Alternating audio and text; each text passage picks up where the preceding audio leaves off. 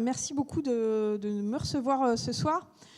Il y a 10 ans, avec Saïd Amouche, qui lui a grandi à Bondy, moi j'ai grandi à Villers-le-Bel, on créait Mosaïque RH en se disant que sur les questions d'égalité des chances dans les quartiers populaires, on était plutôt soit dans le victimaire, soit dans le tout social. Et nous, ça ne correspondait pas à ce qu'on savait, ce qu'on touchait du doigt dans nos quartiers, c'est-à-dire des jeunes de plus en plus diplômés qui envoyaient 2,7 fois plus de CV. C'était une étude du BIT il y a 10 ans.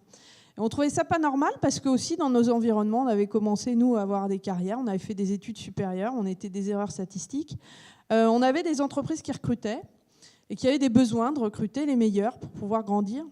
Et du coup, on a créé Mosaïque en se disant, tiens, on va être un peu les chasseurs de tête des quartiers, on va mettre en lien des entreprises qui ont des besoins et des candidats qui ne savent pas toujours où aller taper à la porte, parce que quand on vient d'un milieu populaire, on n'a pas toujours les bonnes infos pour aller décrocher un job.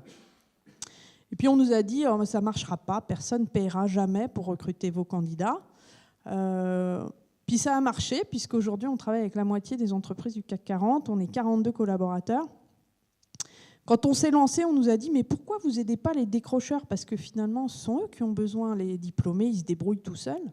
Donc les statistiques montraient que ce n'était pas vrai. Et puis surtout, nous, on avait un rêve, c'était de se dire, notre France, elle est belle, mais si dans les boards des entreprises, on avait un peu plus de diversité, plus de femmes, plus de personnes qui viennent d'origine sociale un peu différente, d'origine ethnique différente, on pense que les statistiques le montrent, et nos entreprises françaises, elles se porteraient peut-être mieux. Donc c'est un peu le rêve qu'on poursuit. Et on a des alumni, des jeunes qu'on a placés il y a 10 ans, qui, eux, poursuivent des carrières formidables dans plein d'entreprises. Donc pour ça, on est très contents. Donc on a mis à l'emploi 5000 de ces jeunes. Alors stage de fin d'études, job, CDD, CDI de plus de 6 mois, à hauteur de leurs compétences, et donc des diplômes qu'ils avaient pu acquérir, ou alternance, parce qu'en France, c'est quand même une voie royale pour trouver un job. Et nos candidats, quand ils envoient des CV, c'est déjà la galère pour trouver ce sésame que peut être une alternance.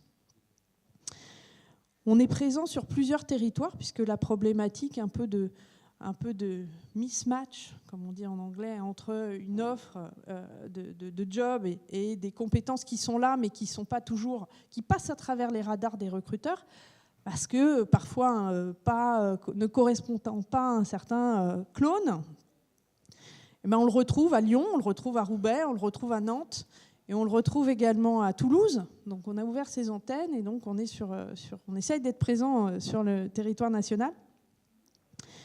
Je crois qu'aujourd'hui, par rapport à il y a 10 ans, mais ça, ce sera peut-être parmi les questions que vous me poserez tout à l'heure, on a passé l'étape de la diversité, c'est à la mode, faut faire des trucs.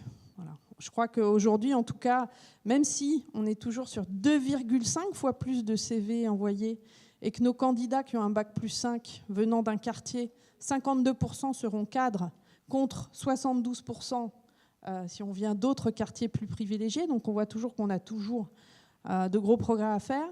On voit qu'il y a quand même des entreprises qui se mettent en mouvement. Puis il ne faut pas se mentir, le major de promo d'HEC, il n'y en a qu'un, toutes les entreprises le veulent. Donc il y a plein de secteurs où pour avancer, il faut recruter.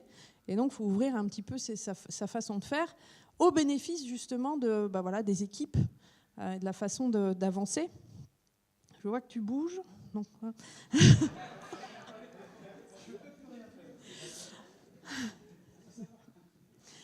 où on en est aujourd'hui? Aujourd'hui, on a placé 5000 jeunes, on est très contents, mais on se dit qu'il faut qu'on accélère.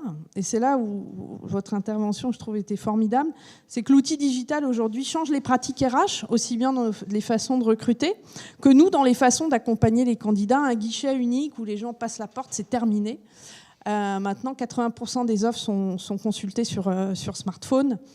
Et alors que 90% des offres restent cachées. Donc voilà, il faut aller sur des sites d'entreprises qui recrutent, il faut faire du réseau, il faut aller sur des blogs. Enfin, tout est en train de se révolutionner. Nous, on est obligés aussi nous-mêmes de se révolutionner pour participer à un gros effort national qui montre, il y a un rapport qui a été fait par France Stratégie, et qui montre qu'on pourrait gagner entre 1,5 et 14% du PIB de la France si on éradiquait les discriminations faites aux personnes ethniques différentes ou aux femmes. Donc on voit qu'on a de gros progrès à faire et que tout le monde en bénéficierait. C'est-à-dire qu'à chaque fois qu'on fait reculer, qu'on fait avancer l'égalité, en fait, on fait avancer l'ensemble de la société et des entreprises en général. Donc notre prochain rêve, en fait, on se dit c'est bien, 5000 en 10 ans, c'est pas mal. Mais on n'a pas vocation, nous, d'être 400, c'est-à-dire que si on veut accélérer, on n'a pas envie d'être un pôle emploi bis. On veut faire plusieurs choses. On est une entreprise sociale, donc on est open source. Donc ce qu'on a envie, c'est qu'il y ait des entrepreneurs sociaux qui développent Mosaïque sur les territoires où on n'est pas encore, et qui, eux, fassent le boulot, et qu'on nous, on donne la méthodologie qui fonctionne aujourd'hui. On est équilibré, on n'est pas endetté. Qu'on puisse accélérer en transférant éventuellement, pourquoi pas, à un moment donné, nos méthodologies, par exemple, au cœur des universités, qui feraient peut-être un peu mieux le job pour pouvoir outiller les jeunes pour qu'ils aillent décrocher un job. Et puis surtout, on a notre outil digital qu'on est en train de travailler. Faire du digital un outil de lutte contre les discriminations, recruter différemment, pas que sur le CV. Donc on s'est associé à 2 startups qui sont Data for Job et Assess First pour pouvoir offrir aux recruteurs qui vont publier des offres une analyse du candidat sur autre chose que sur un parcours CV qui parfois font que sur des critères non objectifs, on met le candidat de côté. Donc ça, c'est notre prochain rêve. C'est quand même un fonctionnement qui est assez français, d'être attaché au territoire, au CV, etc. Est-ce que tu t'inspires de pratiques sur le recrutement, par exemple, d'autres pays qui ont déjà un peu d'avance sur nous ? Oui, dans le monde anglo-saxon, de toute façon, il y a plein de choses qui sont bannies. On ne met pas le CV sur la photo. Non, en Angleterre, on ne met pas le CV sur la photo. En France, la photo sur le CV. Mais c'est pas grave. Mais on peut faire un CV. On peut faire aussi. Enfin, il y a maintenant tout un tas de méthodologies, notamment recrutées avec des réponses par vidéo qui peuvent déstabiliser plein de candidats qui sont un petit peu déjà pas aidés, qui envoient 300 lettres de candidature. Donc ça peut aussi les déstabiliser. Donc oui, on est obligé de s'inspirer un peu le recrutement prédictif, le big data.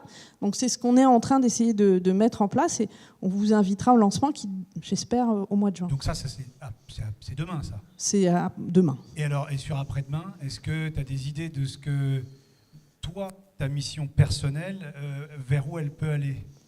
Moi, ma mission personnelle, c'est de faire totalement autre chose, de mettre la clé sous la porte de Mosaïque, parce qu'il n'y en aurait plus besoin, et que tout le monde serait top niveau sur le recrutement différent, et qu'on ait des entreprises qui ne recrutent plus que sur la compétence. Mais ça, je l'espère pour mon fils, en tout cas. Non, ce que je sens, c'est un vrai mouvement de fond. Après, il faut le matérialiser. C'est des choses qu'il faut changer la culture, changer le fond. Voilà. L'état d'être. Oui. Exactement, il faut arrêter d'être sur de la philanthropie. Même si philosophiquement c'est pas normal de mettre de côté certaines typologies de population, il faut se raccrocher au cœur de métier des entreprises, à leur culture, pour les changer. Il y a la loi égalité et citoyenneté qui permet aujourd'hui, qui oblige les entreprises de plus de 300 salariés à être formées sur ces questions de diversité. Ça fait partie de l'attirail pour emmener les entreprises à changer.